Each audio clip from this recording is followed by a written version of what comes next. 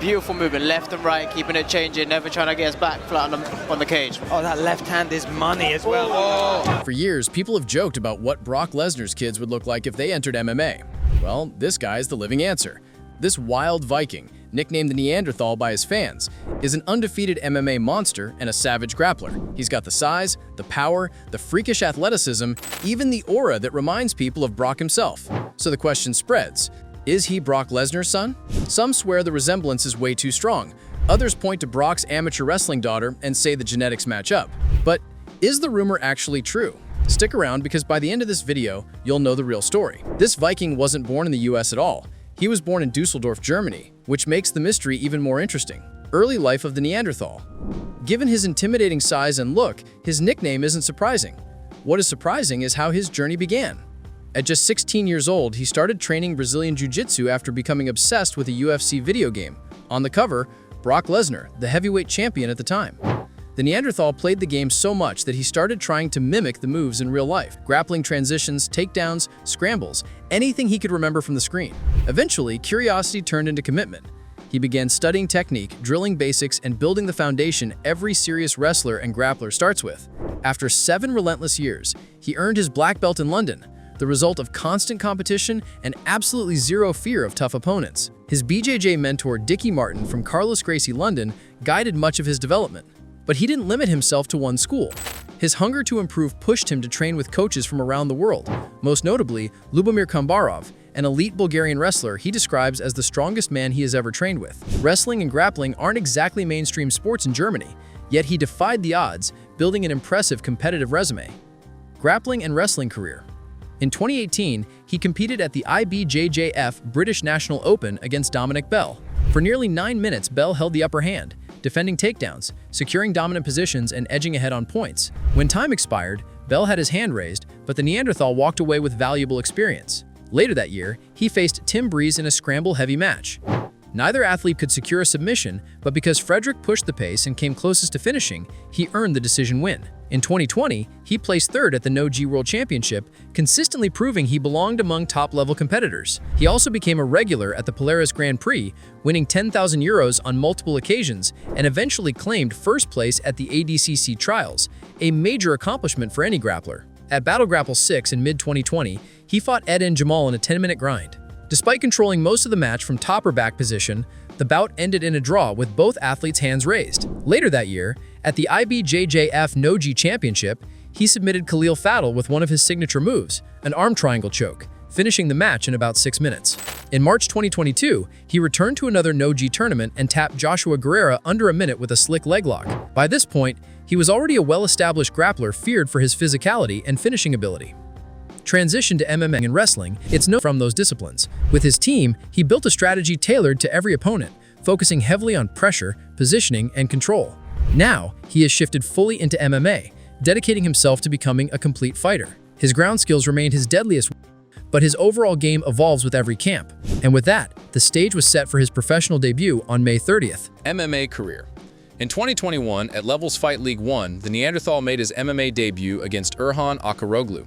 Instead of fighting at light heavyweight, the 25-year-old German tested himself in the middleweight division. He wasn't yet in the monstrous, Brock Lesnar-like shape fans know today, but compared to his opponent, he was still an intimidating presence.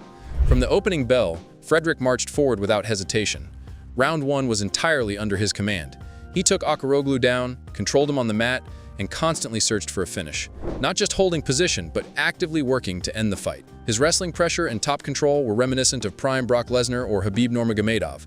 Always threatening, always grinding. Twice he came close to locking in the rear naked choke, crushing Akaroglu's jaw with a painful face crank. And when round 2 began, nothing changed.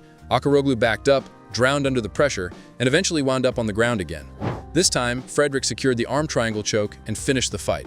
A dominant debut. Despite the strong win, the Neanderthal was brutally honest with himself afterward. He admitted he could have performed far better. For a first MMA fight, it was acceptable, nothing more. Determined, he returned to the gym ready to improve and hoped for another bout soon. But that next fight wouldn't come for a long time. For the next 3 years, Frederick disappeared from the MMA scene, competing only once in grappling in 2022. Fans speculated about injuries or matchmaking issues, but once you witness his next performance, the real reason becomes obvious. He was sharpening every weapon he had. He wasn't training to fight, he was training to destroy. And in October 2024 at We Love MMA 74, the Viking returned. His opponent was Christian Fischer, and the fight lasted just 16 seconds.